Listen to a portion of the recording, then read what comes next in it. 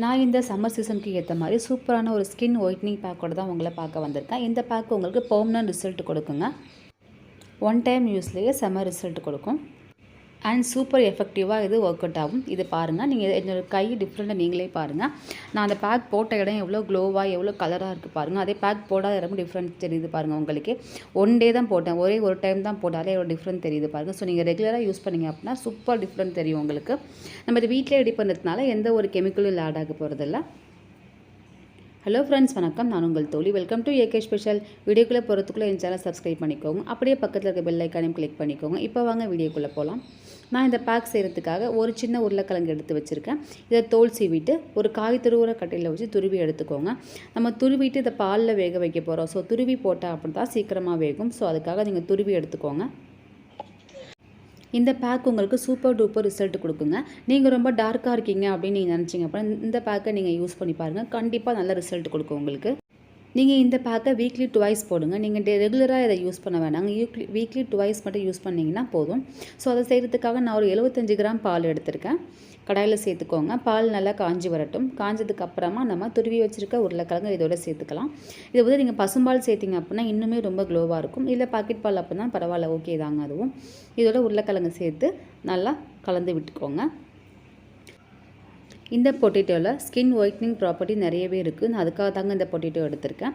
நீங்கள் இதை யூஸ் பண்ணிங்க அப்படின்னா உங்கள் ஸ்கின் கலர் சேஞ்ச் ஆகுது நீங்கள் கண்டிப்பாக நீங்களே ஃபீல் பண்ணுவீங்க. நீங்கள் இந்த பேக்கை வீக்லி 2 டைம் இல்லை 3 டேஸ் நீங்கள் யூஸ் பண்ணிங்க அப்படின்னா பிக்மெண்டேஷனை கண்டிப்பாக ரெடியூஸ் பண்ணிவிடுங்க. நீங்களே அதை ஃபீல் பண்ணுவீங்க. ஸோ இப்போ நல்லா கலந்துக்கோங்க. ஒரு க்ரீமி பதத்துக்கு வந்திருக்கு பாருங்கள்.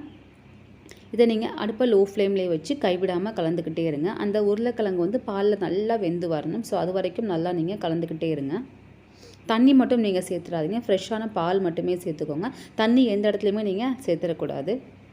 நான் வந்து 75 கிராம் பால் தான் சேர்த்துருக்கேன். ஏன்னா அது ஃபேஸ்க்கு மட்டும்தான் நான் போட்டிருக்கேன். நீங்கள் இல்லை உடம்பு ஃபுல்லாக பாடி ஃபுல்லாக போடணும் அப்படின்னு நினச்சிங்கன்னா நீங்கள் எக்ஸ்ட்ராவே நீங்கள் சேர்த்துக்கோங்க.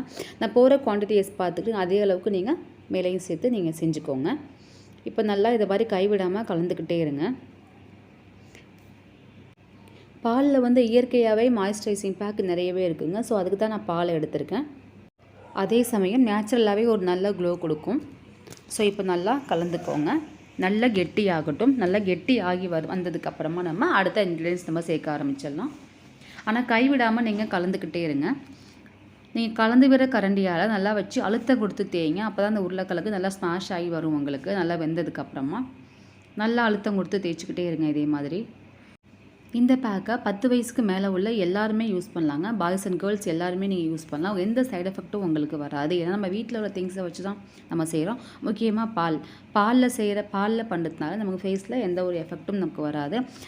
பதிலாக அதுக்கு க்ளோ தான், நம்ம ஃபேஸ் க்ளோ தான் கிடைக்கும் உங்களுக்கு. ஸோ நல்லா கலந்துக்கோங்க. இப்போ பாருங்கள், உருளைக்கிழங்கு நல்லா வெந்து வந்துடுச்சு. இதெல்லாம் மாவு மாதிரி வந்துடுச்சு, நமக்கே தெரியுது. இந்த ஸ்டேஜ் வந்ததுக்கப்புறமா இதில் ஒரு ஸ்பூன் இல்லைனா 3/4 ஸ்பூன் அளவுக்கு நீங்கள் அரிசி மாவு சேர்த்துக்கோங்க. அரிசி மாவு ஸ்கின்னை நல்லா ஒயிட்னிங் பண்ணி கொடுக்குங்க. ஸோ கண்டிப்பாக நீங்கள் அரிசி மாவு சேர்த்துக்கோங்க. அரிசி மாவு சேர்த்து நல்லா கலந்து விட்டுக்கோங்க. இதெல்லாம் நீங்கள் அடுப்பில் லோ ஃப்ளேமில் வைக்கும்போது எல்லாம் செஞ்சுருங்க. இப்போ எல்லாம் ஒன்றா மிக்ஸ் ஆகுற மாதிரி நல்லா கலந்து விட்டுக்கோங்க. இந்த அரிசி மாவும் அந்த பாலில் வெந்து வந்துடும். ஸோ அது வரைக்கும் நீங்கள் நல்லா கைவிடாமல் கலந்துக்கிட்டே இருங்க.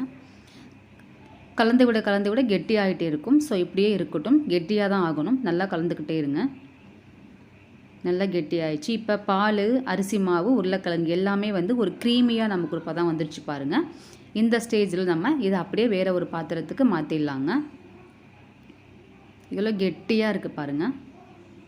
இதை வேறு ஒரு பாத்திரத்துக்கு மாற்றி திரும்பவும் நம்ம கரண்டி ஸ்பூன் வச்சோ இல்லை இது வச்சோ நல்லா ஸ்மாஷ் பண்ணிங்க அப்படின்னா மிச்சம் மீதி ஒன்று உருளைக்கிழங்கு மசியாமல் இருக்குது அப்படின்னா அதுவுமே மசிச்சு எல்லாமே ஈவனாக வந்துடும். ஸோ அந்த அளவுக்கு நீங்கள் நல்லா மேஷ் பண்ணி விட்டுக்கோங்க. நல்லா கைவிடாமல் இந்த மாதிரி கலந்துக்கிட்டே இருங்க. இல்லை நீங்கள் மத்து இருக்கும், பருப்பு கடையில் மத்து இருந்தால் நீங்கள் அதால் கூட செய்யலாம். நான் வந்து குவான்டிட்டி கம்மியாக செஞ்சுருக்கிறதுனால நான் இந்த ஸ்பூனை வச்சே நான் கலந்து விட்டுட்ருக்கேன். நல்லா மேஷ் ஆகிடுச்சு பாருங்கள். நல்லா ஸ்மாஷ் ஆனதுக்கப்புறமா இதை அப்படியே வச்சுருங்க. இது நல்லா ஆறட்டும். ஆறுனதுக்கப்புறமா நம்ம இன்னொரு திங்ஸ் இதோட நம்ம சேர்க்க போகிறோம். இப்போ நல்லா ஆறி வந்துடுச்சு. நல்லா கெட்டியாக இருக்குது பாருங்கள். கொல கொலன்னு எப்படி சூப்பராக இருக்குது பாருங்கள். ஸோ இதோட நான் கெட்டியாக தயிர் எடுத்து கடைஞ்சி வச்சுருக்கேன். நீங்கள் தயிரை டைரெக்டாக போடாமல் அதை கடைஞ்சி மோராக எடுத்து ஒரு 1லேருந்து 1½ ஸ்பூன் அளவுக்கு ஊற்றிக்கோங்க. நம்ம வந்து ஸ்கின்ல அப்ளை பண்ணோன்னா அது கொஞ்சம் ரொம்ப கெட்டியாக இல்லாமல் கொஞ்சம் தண்ணியாக இருக்கணும். ஸோ அந்த க்ரீமி பதத்துக்கு வர அளவுக்கு நீங்கள் தயிர் சேர்த்துக்கோங்க. தண்ணி சேர்த்துறாதீங்க. தண்ணி எந்த ஸ்டேஜ்லையுமே நீங்கள் தண்ணி சேர்த்துறாதீங்க. இப்போ நல்லா கலந்து விடுங்க. இது இந்த அளவு போதும் அப்படின்னா ஓகே. இல்லை பத்தலை அப்படின்னா இன்னும் ஒரு 1/2 ஸ்பூன் அளவுக்கு அந்த நீங்கள் தயிரை சேர்த்துக்கோங்க. இப்போ நல்லா கலந்து விடுங்க. கரெக்டான பதம் வந்துருச்சு. இப்போ இதை நம்ம ஃபேஸ்லையோ கையிலையோ நீங்கள் எந்த இடத்துல நீங்கள் அப்ளை பண்ணணும்னு நினைக்கிறீங்களோ நீங்கள் அந்த இடத்துல அப்ளை பண்ணுங்கள். செம்ம ரிசல்ட் கொடுக்குங்க. போட்ட ஒரு 1 hour 2 hourல செம்ம க்ளோவாக இருக்கும். இப்போ நான் கையில் போட்டு உங்களுக்கு செக் பண்ணி காமிக்கிறேன் பாருங்கள். கையில் வந்து பாதி அளவுக்கு தான் போடுறேன்.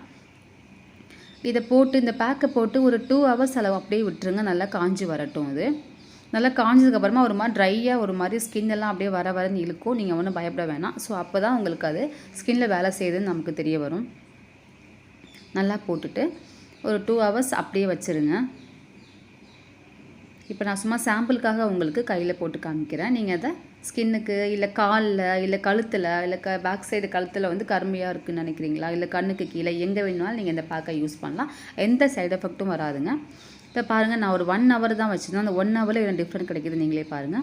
ஒரு காட்டன் கிளாத் வச்சு இப்போ நான் தொடச்சி எடுத்துடுறேன். துடைக்கும் போது டிஃப்ரெண்ட் தெரியுது பாருங்கள். அந்த பேக் போடாத இடத்துக்கும் போட்ட என் கைக்கும் இவ்வளோ டிஃப்ரெண்ட் இருக்குது பாருங்கள். நல்ல ரிசல்ட் கொடுக்குங்க. இது லைவ் ரிசல்ட் தான் உங்களுக்கு காமிச்சிட்ருக்கேன் பாருங்கள். இப்போ நல்லா கையை வாஷ் பண்ணிவிட்டு வந்து காமிக்கிறேன் பாருங்கள் எப்படி இருக்குதுன்னு சொல்லிட்டு.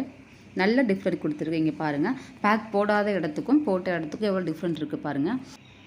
ரொம்ப நேரம் இருந்தால் நல்லா கலர் கொடுக்கும் அப்படிலாம் நீங்கள் நினைக்க வேணாங்க. அட்லீஸ்ட் ஒரு 1 hour இருந்தாலே போதும். நான் 1 hour தான் வச்சுருந்தேன். எவ்வளோ டிஃப்ரெண்ட் இருக்குது பாருங்கள். அந்த கைக்கும் இந்த கைக்கும் பாருங்கள். அதுவும் இந்த கையில் அந்த ஆஃபில் தான் போட்டேன். அந்த கை போடாத இடமும் போட்ட இடமும் பாருங்கள் எவ்வளோ டிஃப்ரெண்ட் இருக்குன்னு. இது அப்படியே பர்மனன்ட் பண்ணணும்னு நீங்கள் நினச்சிங்க அப்படின்னா கண்டிப்பாக நீங்கள் வெயிலில் போகிறத கொஞ்சம் அவாய்ட் பண்ணிக்கோங்க. இது எப்படி இவ்வளோ ஒயிட்டாக இருக்குதுன்னு பார்த்தீங்க அப்படின்னா நம்ம இதில் வந்து ரைஸ் ஃப்ளாரும் கர்டும் யூஸ் பண்ணியிருக்கோம். இது ரெண்டுமே நம்ம ஸ்கின்னை பிரைட்டனும் ஒயிட்டனும் பண்ணி கொடுக்கும். நீங்கள் இந்த பேக்கை ஃப்ரிட்ஜில் 2 days வச்சு யூஸ் பண்ணுங்கள். ரூம் டெம்பரேச்சரில் 1 day மட்டும் வச்சு யூஸ் பண்ணுங்கள். உங்களுக்கு எப்பப்போ வேணுமோ நீங்கள் அப்பப்போ ஃப்ரெஷ்ஷாக ரெடி பண்ணி போட்டிங்க அப்படின்னா இன்னுமே சூப்பராக உங்கள் கலர் சேஞ்ச் ஆகும். உங்கள் டார்க் கலர் போய் இந்த ஒயிட் கலர் வந்துடும். நீங்கள் அப்பப்போ ஃப்ரெஷ்ஷாக பண்ணிங்க அப்படின்னா இன்னுமே ரொம்ப கலர் கொடுக்கும். நீங்கள் ட்ரை பண்ணி பாருங்கள். ஓகே, தேங்க்ஸ் ஃபார் வாட்சிங்.